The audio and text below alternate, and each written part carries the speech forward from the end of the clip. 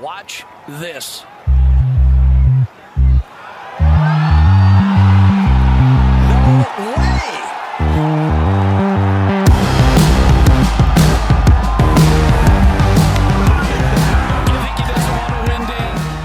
Hello and welcome back to the Cookie Jar Golf Podcast. I am Tom Mills and today I'm joined by Sam Williams. Greetings, Thomas. And Bruce Fitzpatrick. Howdy. How are we, chaps? This feels like ages. Feels like ages since the first time we've podded together. That's a 3-ball, yeah, exactly. Diary's just been absolutely crazy. And gone past a huge milestone in since we've last podded, which is over 100 podcasts, which congratulations, guys. This is for you. Thank you. Trip digits, backslapping all around. It did dawn on me when we did the Burnham pod and then went to launch it, and I was like, that's going to be the 100th pod, and there's absolutely no fanfare. I mean, you could argue that there shouldn't be any fanfare. It's just another pod, just another day in the office for us. But I was, I think, yeah, fair play. Like that's, I don't want to do too much backslapping on the pod of ourselves, but fair play. 100 pods, that's a ton of talking. I think so. And I think when we started, we just wanted to get past 7. I think that was the number, the average number to failure of a podcast. So 7 Why was is strong. that? Is that just when people just, the novelty kind of has worn off and then you've realised no one's listening after 7? I do remember after like maybe 12 podcasts and you're tuning into the stats and you're like, oh, we've got 10 people listening this week. That's 10 people we don't. Oh, no, I listened to it 3 times myself. That's probably it. Yeah. So, yeah, you can see why people fail, but we are still going with our 15 people that listen now, which is good.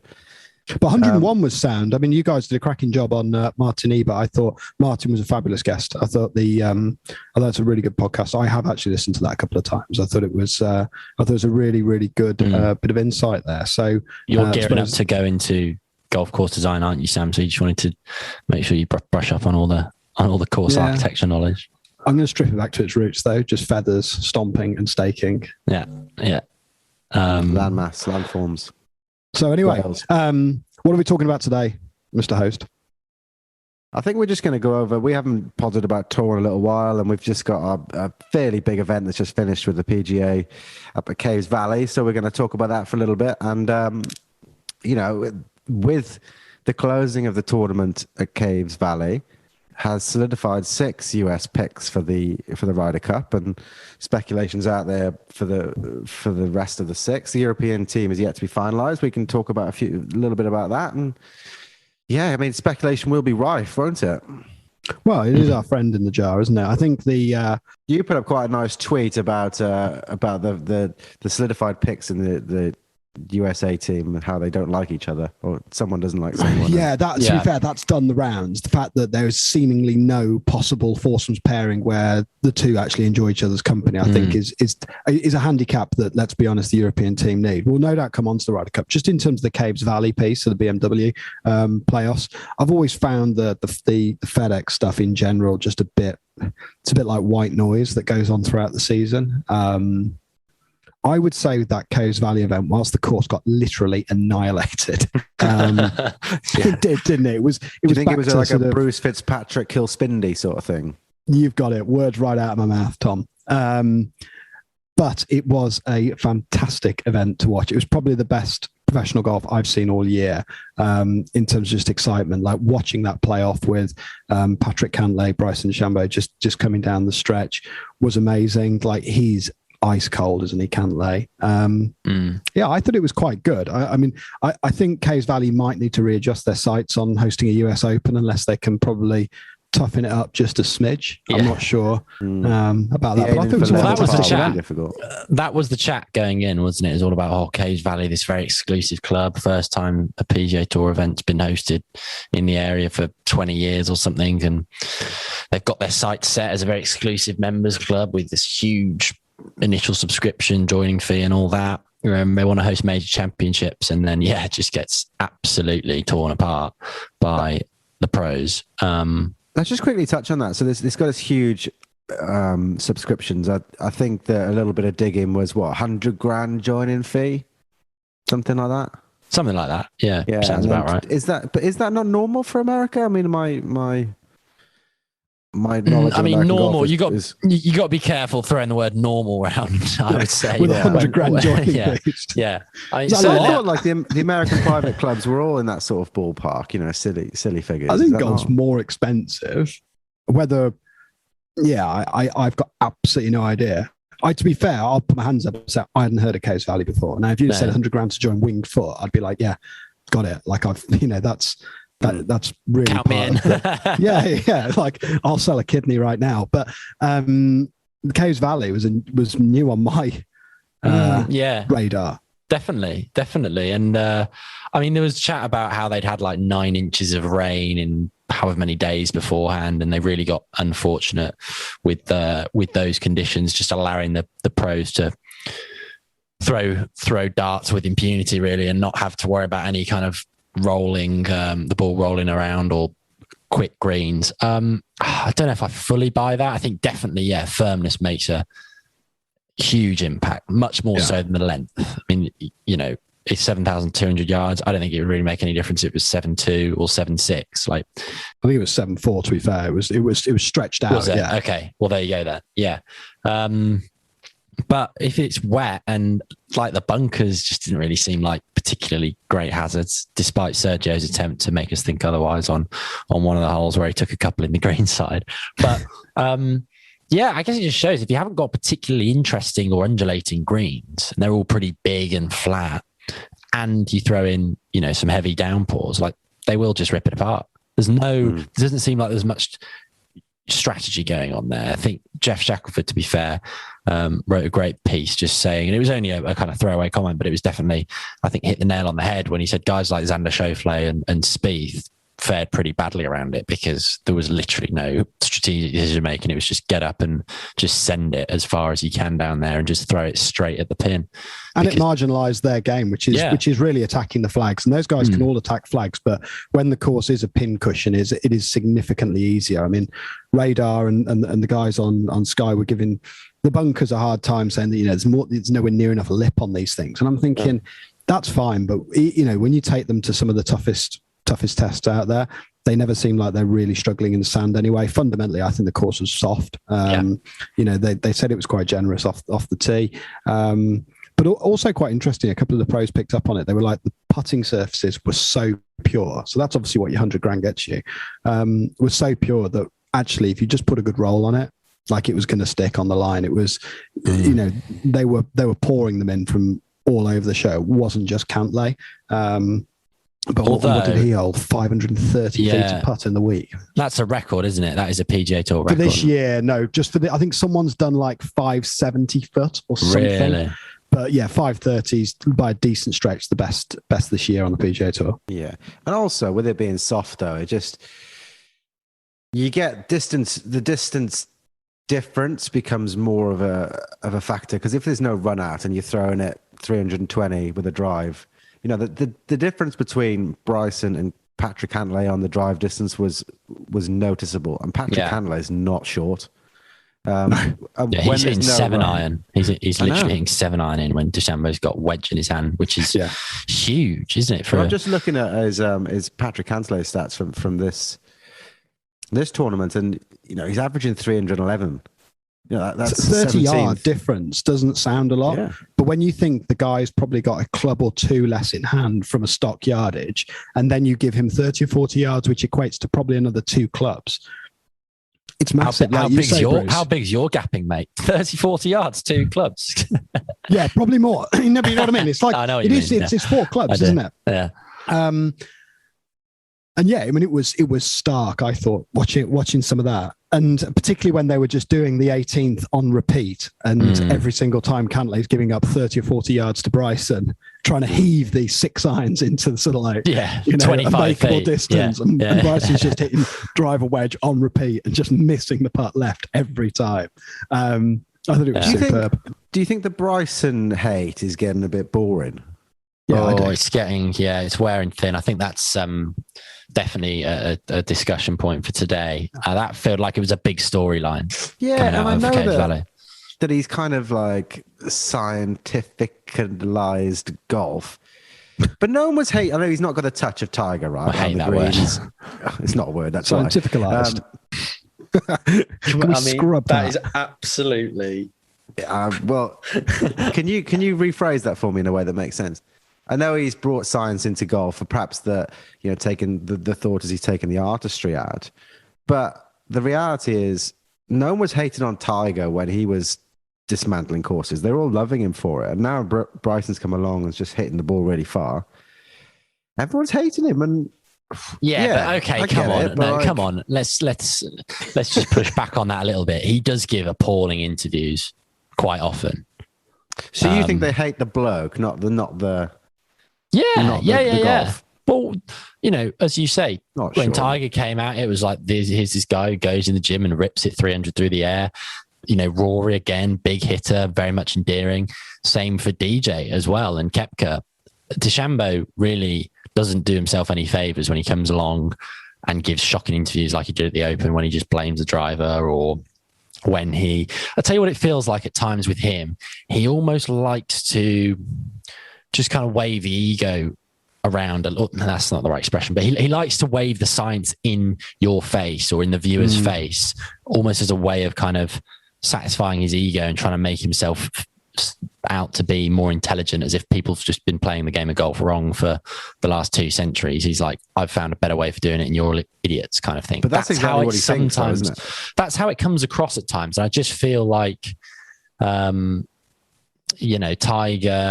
Rory, Koepka, other people who give interviews, okay, they have their different styles. Koepka's quite curt, Tiger's been quite curt in the past, Rory's very candid, open. It feels a bit more authentic what they're saying. DeChambeau, it's like he'll go and blame a driver and then he'll go and win a tour event and spend 25 minutes reading from an A4 page thanking his sponsors.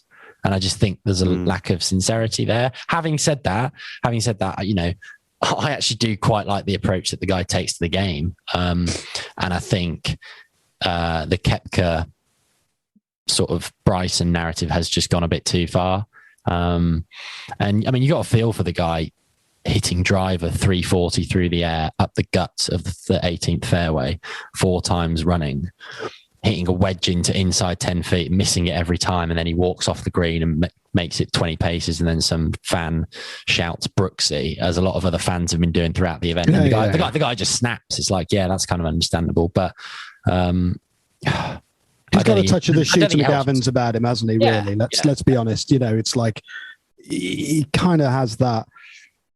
He can seem a bit stiff, and I think the problem is once people like Brooks latch onto it, once you get some of these guys in the States, they're attending, shouting it from the ropes. It's hard to get away with. And then the problem is, we're talking about it. The broadcasters will be talking about it, and then it just doesn't go anywhere. I don't hate Bryson. The guy's an incredible talent, but I do find it really hard to root for him.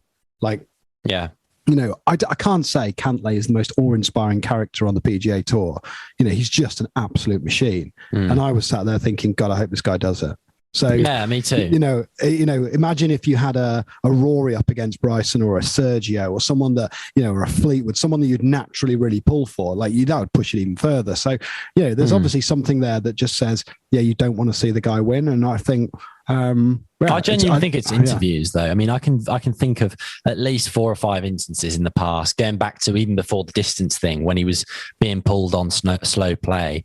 And he just behaved like a petulant child in interviews, being like, you don't know what you're doing to me, criticizing me for slow play. I walk quickly. I play with Jason Day and someone else. Like there's just a absolute litany of interviews like that, where he's kind of just acted like a bit of a petulant child. Another one being that Masters, when he had like a good opening round and was like, yeah, it's good to see that I'm at the top of the leaderboard with a couple of other household names, because sometimes you get people leading this event who just shouldn't really be here, and we're in a different class. And it's like, that's a bit nauseating. That's going to be quite jarring for the listener.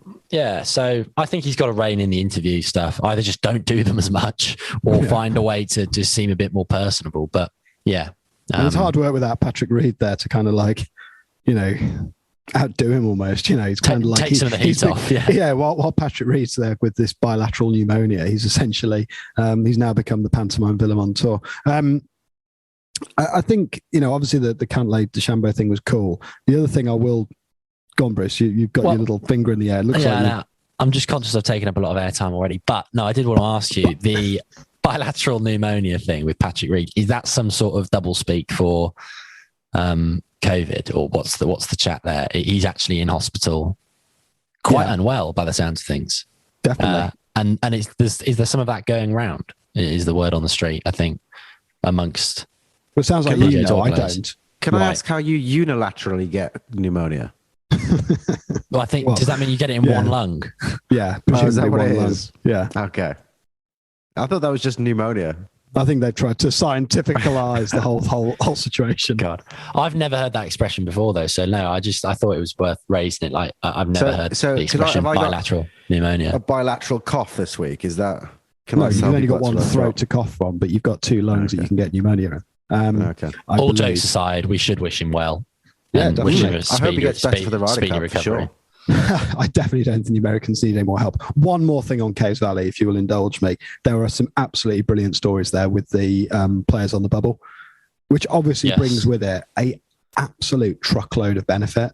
You know, not to mention you get straight exemption to all four majors next year, which a lot of the guys fighting for that spot were some way off, aren't they? So, you know, I think it was great to see Van Rooyen last few weeks really pulled it out of the bag, hasn't he? Like, it's an incredible run of form. Groundhog, yeah, hasn't he? Well, yeah, and he's obviously had a little bit of injury stuff, and you know, obviously when we caught up with him, you know, it's like I think it was, you know, first child coming along, and there's a lot kind of to think about there, and trying to, you know, find margins, but then pulling out that win the other week and going on. So he's come from 139th in the standings only a few weeks ago to make it inside that top 30, which, like, that's seriously good going, isn't it? So Sergio.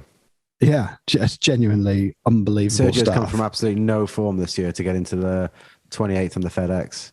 Yeah, it's insane, isn't it? Like, where's he been all year?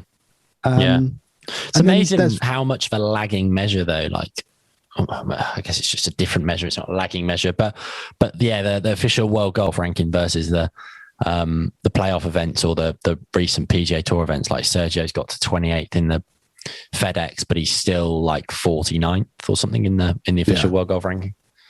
It's crazy, and then there's others that you really felt bad for. I think Noren went 45 holes straight without a bogey at the back end of Caves Valley. Wow. Needed up and down on 18 to finish literally on the 30 mark, as it would have played out. Didn't get up and down, made bogey, finishes 31, misses that, and you think, okay, I mean, he's some way out of getting major exemption, isn't he, for next year? So, you know, that's got to hurt. Swafford, I don't think he's played the Open Championship before. Again, he was right on the mark there. There's just quite a few good subplots. Clearly, you're not going to get that this weekend at Eastlake because they're all just playing for, I think 30th gets 400k check, don't they? So, I mean, it's just an exercise in handing out money this weekend, it feels. But I thought it was actually quite entertaining. And, you know, for all the annihilation of Caves Valley, it actually provided a brilliant spectacle, didn't it? And some, can I just say, some of the finest rockery and creeks I've ever seen. I mean, beautifully ornate water features from Tom Fazio. It looks like it's had money poured into the course for sure. But yeah, it provided a hell of a spectacle. I think that's the interesting point with it all is, if we're being brutally honest, that as a golf course is something that doesn't really excite any of us. I think I'd speak for all three of us when we say, like, it doesn't really excite us as a place to go and play. It just looks pretty big and kind of, not much kind of character or quirk there, which we definitely like. But and to add to that, it's obviously had a huge amount of rainfall and hugely taken out the strategy from, you know, winning events like this, and guys who are known for having good strategy and a good way of sort of approaching tournament golf, like Spieth and Schauffele, etc., have kind of been marginalized. But at the same time, although it's encouraged the kind of bomb and gouge sort of golf, we've still had a very entertaining playoff that we've watched there. I think it's just like an interesting paradox almost. It's like it's the first thing to criticize, but actually it's probably been the most fun event to watch in recent weeks. So, you know, you can't really damn it. You know what I mean? How do you get your head around that? Yeah. Like we all get there better than us. So, does it offend me that 27 under doesn't go on to win it? It's like, no, not particularly. If that's me being honest. No, we put a poll on Insta. Everyone's like, hate it. Like, I absolutely hate the fact that they're just destroying this golf course. But it's like, I'm sat there watching going, I don't really care. Like, if I'm being honest, I don't know if you guys might have a different view, but.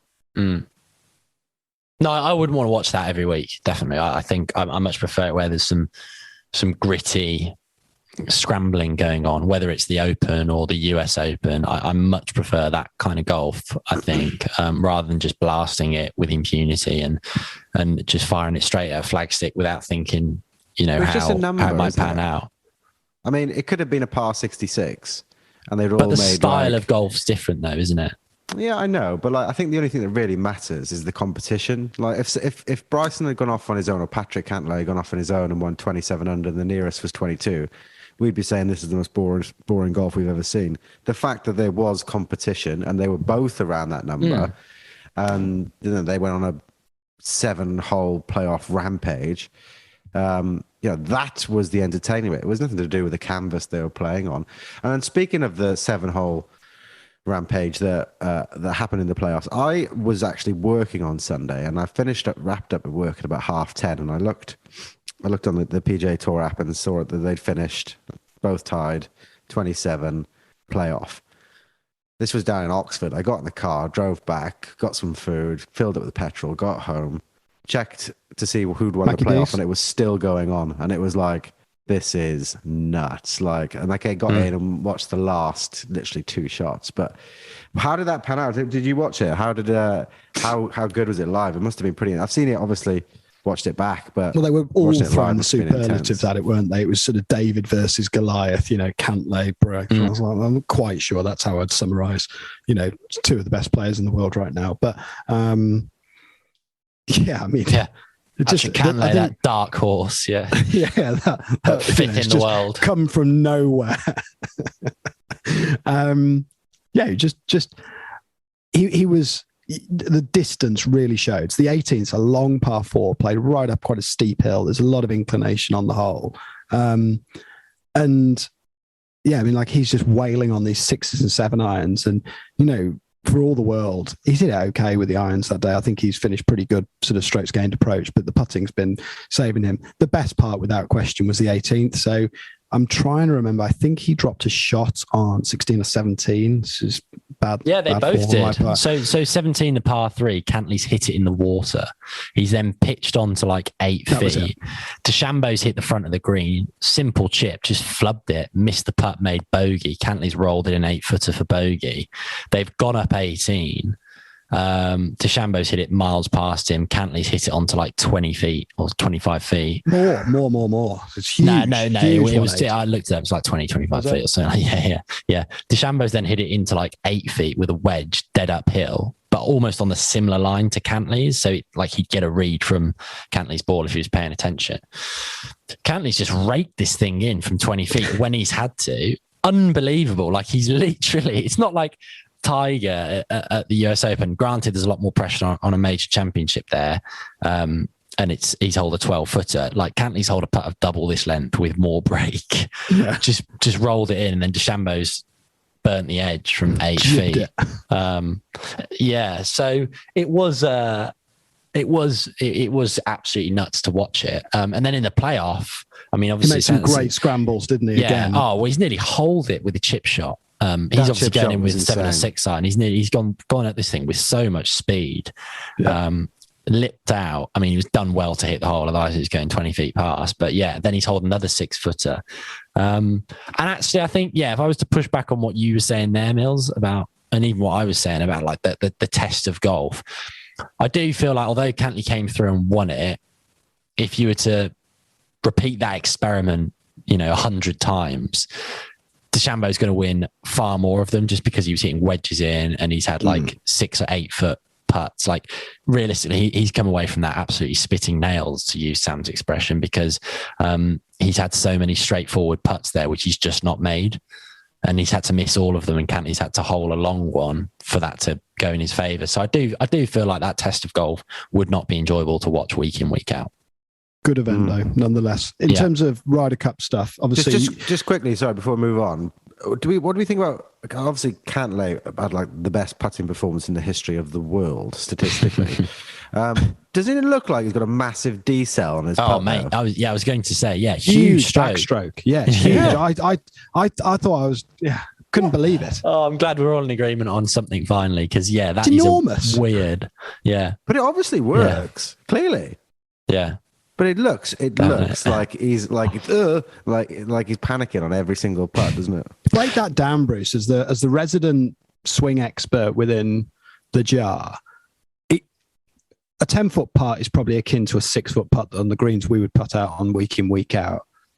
Like he is an enormous backswing for a putt of that length. Yeah, how does that work? It's a little gentle rising sort of follow through, really.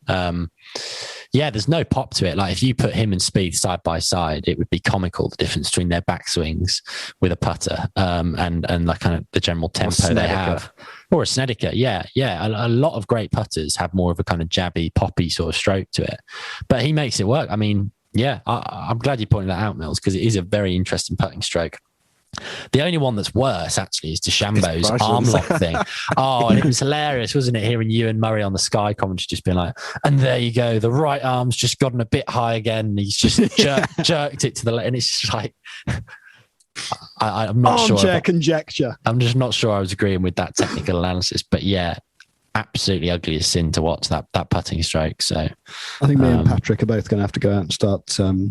Presumably you can get the grooves redone, can you? I've got an issue with my putter where oh my god. We were playing down at Burnham last week, Tom, and playing foursomes, obviously, it's like cozied up next to each other on about the 6th green. Bruce is like, you're flushing that putter, aren't you? And I was like, what do you mean? He's like, you've basically worn the face out right in the sweet spot. But you can only see it if you kind of look at it sort of in a glancing, like almost trying to get glare on the insert. I'm not having any of that. That's a shameless plug, isn't it? It's about a 1-month-old putter. There's no way the grooves have worn off the middle. It is about time. It's not like Bruce's I got blades. Something into the pod to really to celebrate boost my the quality. ego, yeah, brilliant. Exactly. Right. Exactly. We'll move swiftly on from that. Shall we talk Cup. briefly about Ryder Cup? Yeah. And then, So I obviously they're not complete, are they yet? But they're fairly well advanced in terms of the standing. So the US, that is concrete, isn't it? Mm-hmm. Because I think the BMW this week at Wentworth will feed into the points for the European side. Is that correct? So the Europeans have 9 picks, and they consist of differing sort of numbers from the world rankings and then the European rankings, which I think is kind of an effort to try and make people play the European Tour a little bit more than they do. Whereas the Americans are done straight off their own tour. So the top 6 qualify for the US automatically. And we've got, in order, Colin Morikawa, good pick, Dustin Johnson, Bryson DeChambeau, Brooks Koepka, Justin Thomas, and Patrick Cantlay, which is interesting because he was 11th on the list before he won this week. So he's basically played his way. I mean, he was already going to be in it, wasn't he? But definitely played his way into automatic qualification. Nudged Fino out of automatic qualification, just FYI. Yeah. Who's bringing in some serious form. Yeah, you'd think so. Whereas we've got 9 you've done players. some interesting analysis, haven't you, on the people that didn't automatically make it? Well, I was just curious because I'm looking at we'll do this. We'll do a proper pod on this, I'm sure. But if you look at the top 6 for the US, the ones that gain sort of automatic entrance, you're looking at a total OWGR points of 32. Now, if I take the first 6 as they appear on, in fact, why don't I do this? I'll take the 9 that at the moment are the kind of the ones that should get in. Now, granted, there might be some change. Maybe it seems unlikely, but let's assume that Rahm, Fleetwood, Hatton, McIlroy, Hovland, Casey, Fitzpatrick, Westwood, and Lowry make it through to Whistling Straits on the automatic qualification. They're carrying with them 201 OWGR points between them when you add up their rankings. Yeah. If I take the 6 that are already automatically in for the US, and we'll give them, let's face it, Finau, Schauffele, Spieth are almost, they should be slam dunks, you'd like to think. If I add up those points, 60. Yeah. I mean, that is... It's just nuts, basically, isn't it? The Americans are twice as good on the world rankings, essentially. But history tells us, like, this is an open This is a fairly open event that we run quite closely. And I feel like every time we go into a Ryder Cup, we sit there and go, yeah, I mean, that they are lambs to the slaughter. And yet somehow we pull out the bag. But I'm looking at the field here and just thinking, like, we're gonna need a miracle here to go close. I think this year it's not been a great European showing. And obviously the sort of typical structure of the picks has been altered by COVID and the split nature of the kind of points and some historic stuff still carrying forward. So like Tyrrell Hatton, for example, he's well and truly right up the list for the European picks, but he's not had a great, he's had a really poor 2021. And unfortunately in 2020 at the start of it, he was playing really, really good golf. He'd won at Bay Hill and he was carrying some really good form there. So I think at the risk of sounding like a broken record, the European team are even greater underdogs this year, I think, than they are historically. Like obviously the world top 10, world top 20 is usually populated by a healthy number of Americans. But I think that's even more the case now, as you were saying, just looking at those cumulative OWGR points, the fact that you literally have DJ's third in the world, DJ's second in the world, Morikawa's third in the world. You've got Cantlay at fourth, Schauffele at fifth, JT at sixth, Bryson at seventh, Fee now at 9, Koepka at 10. It's just bonkers. Like they are almost consecutively the best sort of 12 players in the world, pretty much. You've got to go all the way outside of the top 12 ranked players before you hit Simpson and Scheffler, who are 20 and 21st in the world respectively. And it doesn't stop there. You've got Burns, Kokrak, Horschel, Kevin Na, Will Zalatoris. It's like he's just pulling names here that are just like, they could have six people just go AWOL and still produce a team that is just of blisteringly high quality. And clearly we're really offering up a huge home advantage, aren't we? So going over there's not going to be much support for them. Maybe that'll bring out the best of them. I don't know where do you guys stand on Poulter? Obviously he would be getting in as it stands on a captain's pick. I think it's interesting that so just to preempt you there, I mean Sergio and Poulter are kind of being talked about in the same breath, which I guess they both have outstanding Ryder Cup records. But I do feel like Sergio has got significantly better form going into the Ryder Cup than Poulter does. No doubt. Absolutely no doubt. I know they're similar in world ranking, but yeah. Well, yeah. Where was it? I mean, someone needs to go, but we are actually, in fact, I'm going to make sure I go and do this, and I'm sure you guys will when we do proper homework for the Ryder Cup pod in a few weeks' time. I would be interested to know where Poulter was ranked in 2014 when he was picked for the Gleneagles Ryder Cup, because he was actually like he's pretty indifferent, I feel like, in that Ryder Cup performance. But he got in on the back of in, didn't he? Yeah. He chipped in once for par, probably when he was 5 down, and just gave it to. No, I'm being churlish. But yeah, quite rightly, I guess he got into that Ryder Cup even though he had terrible form, just on the basis of the heroics, which he was largely responsible for at Medina in 2012. So. I guess match play is a funny thing. Like you could never really count him out. The fact he beat DJ in 2018 in singles around a rock hard golf course is still absolutely staggering. And I do think that the team spirit, okay, I don't want to make too much of it because we're hearing it left, right and centre amongst other kind of media outlets, but the team spirit in the US dressing room looks abhorrent at the moment, isn't it? Well, did you hear in the news this week that Stricker is talking about consulting the 6 automatic picks to help him decide what the 6 captains' picks are going to be? Really? I mean, so he's going to have meetings with them and who they would like to be there and who would they like to play with and all that stuff. That's worrying. Now that is worrying leadership right there, surely. I mean, I don't know. Your great football managers of the day, Alex Ferguson or whatever, Manchester United, doesn't go out and consult, Ferdinand, Ronaldo, Scholes, etc., does he? And say, who are we going to use in this literally world class lineup of players I've got to pick from to make it up to the 12? Like that's not a. I mean, I don't know, but that feels a bit odd. But yeah, you're right. I mean, like it could be. I mean, there's a few people that you think are not going to be Debbie Downers. I mean, people like Finau seem like pretty chirpy people. But if you bring in 3 or 4 and there's a bit of toxicity in the room, it's definitely going to have it's got to have an impact, hasn't it?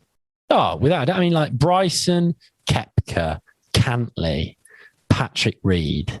Like, well, Reed won't play, to be fair. I mean, yeah, he will. Because no, there's unilateral, bilateral. Yeah, it's got 2 links.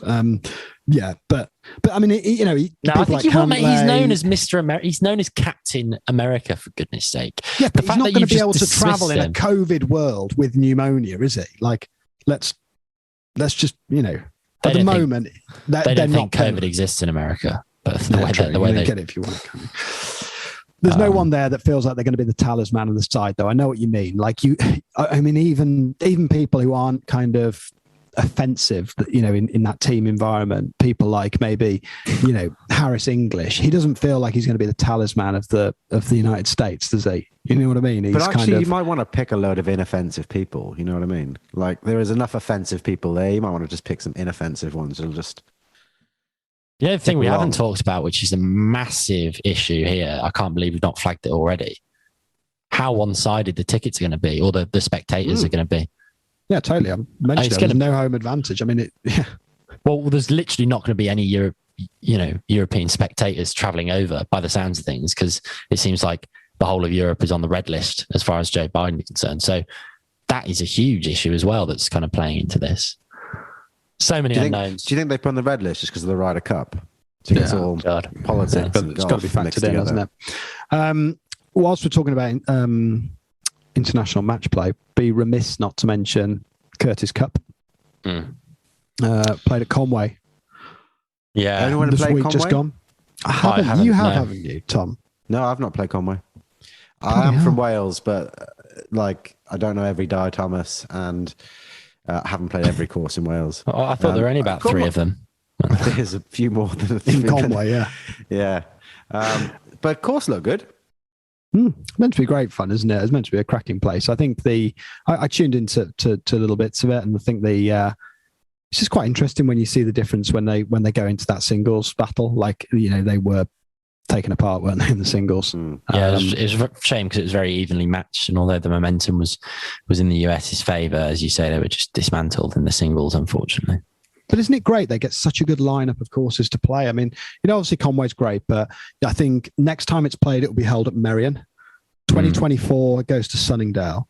Obviously, Sunningdale just had the seniors play there, and there's a lot to be said, I think, for back to Caves Valley, 7,400 yards, par 72, 27 under par doesn't get it done, versus being able to watch relatable golf, around Sunningdale and Merion, which, Merion will hold the US Open, I think, in 2030. But yeah, I mean, it's good being able to see these courses. Like, it's a great spectacle. It's like, Seminole's a great spectacle for the Walker Cup. So, yeah, I mean, it's a good event to watch. Just a shame. Hopefully the Walker Cup and the Curtis Cup are not an indication of where the Ryder Cup and the Solheim's going to go. But let's see.